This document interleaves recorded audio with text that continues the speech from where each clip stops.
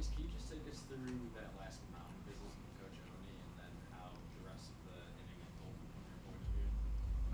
So he kind of came up and just tried to calm me down. The fans are loud, dugout's clapping, they're chirping at us. I think that was probably the best time to have one because I just threw 2 curveballs out to the right. And just trying to calm me down and get me within myself so I'm not trying to do too much. You are an emotional player, though, and you feed off that, obviously, when you're throwing. So is there a place where you've got to find a balance between that and not making it a heavy overthrow? Yeah, definitely. I think at times being emotional has helped me. Also, it's hurt me. I think it's just knowing when you need that and your team needs that, and also knowing when you need to come within yourself and just make a pitch. Chase, did you know right away that last strikeout bounced off the batter's foot? Just to kind of take us through your emotions of that entire sequence. Yeah, I mean, I heard it hit off his foot, and I think everybody knows Weeks is a great catcher, so I knew that he wouldn't miss a ball like that. He's caught me millions of times right there. So I think I just was more worried about if our cameras didn't work. So that was probably it. Jace, how about you? You know it hit off his foot? I actually had no idea. I was everyone else was like out of the dugout celebrating, and I saw the ball trickle back to the backstop, and I had no idea what happened because it's really out of character for Logan. He's a great catcher, and he rarely makes mistakes like that. So it was a big surprise to me. Take us through your RBI base hit there in the 6th inning to give you all the lead. Yeah, I mean, their pitcher was, having a good night. He was dealing 2 pitch mix. But, I felt like we battled the whole night, and guys were putting pressure on him the whole night. He was grunting a lot when he was throwing a lot of high-stress pitches. So I knew eventually he was going to make a mistake because we were wearing on him a lot, and he eventually made one with 2 strikes. Something like that, like the grunting that a pitcher can make, little stuff like that. Do you notice that as a batter and kind of feed off that and no, maybe I have him, or maybe he's getting tired or something like that? I usually don't, especially with a guy like that. He was kind of grunting the whole game. It was just kind of what he does. So you just kind of tune it out as a hitter when you're trying to hit in the box.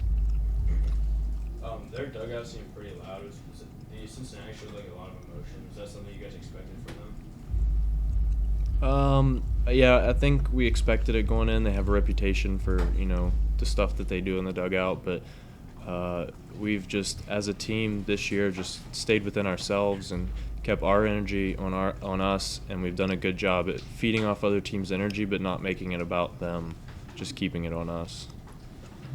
Jason, when you see Kyle reach on the strikeout, essentially, does it give you any extra incentive to try to deliver in a spot that maybe you felt like just seconds before you were going to be leading off with nobody on? No, not really. I try not to think about the moments. I just try to go up and have a good at bat, regardless of the outcome. Every time I go up to the plate, I don't really think about the moment or what could happen if I do get a hit. You've got Kyle big on base in front of you both times. So both of your RBI hits. Are you watching him? Or are you looking at him? Because he might not be the fastest guy point to point, but he covers a lot of ground pretty well, it seems like. Yeah, Kyle's a great hitter. It seems like every time he gets down 0-2, he comes back and draws a walk, or he finds a way to get on base. I mean, I think he has an over 500 on base percentage this year, which is incredible. So it's really fun, and it makes it a lot easier for me to hit with someone in front of me that I know is going to get on over half the time and be on the bases for me. Taking a peek at him as he's running third. Yeah. Chase, when you're in the game the entire time, it's either tied or a one-run game, so there's no margin for error. Can you just kind of talk about your mindset in that spot? Maybe not trying to be perfect, but knowing that you can't really make a critical mistake in that spot. Yeah, I think everything that it comes down to is just, looking at my hat and trying to give everything I have and just trust God every pitch through. That last batter, I took my hat off and I just said, God, let me give you glory today. And, he allowed me to do that. So I'm very thankful for that. And I think everything that has caused me to have success is through him. This team has what you could call multiple closers. Several guys that are capable of closing out games with 2-3 inning stints. You all talk about that among yourselves at all, your mindsets, or I mean, that's, you know, a little bit different than today's game. You know, pitchers are weird. I think everybody who's on our staff knows that we're all different pitchers, right? Like, you don't really see many people who go out and with the emotion that I have. Like, just for example, Bass, he pitches super calm, makes his pitches, gets outs, and goes. Me, I like to yell, and I like to really get myself hyped, but I don't really think it's more like mindset. I think we more talk about like just what can progress us throughout the years to where we can really elevate every single day. Chase, did you come out of the bullpen at all in high school? No. So last year was kind of your first time in a while. Mm. How has that been now, a couple of years removed? Like, are you fully into the reliever thing?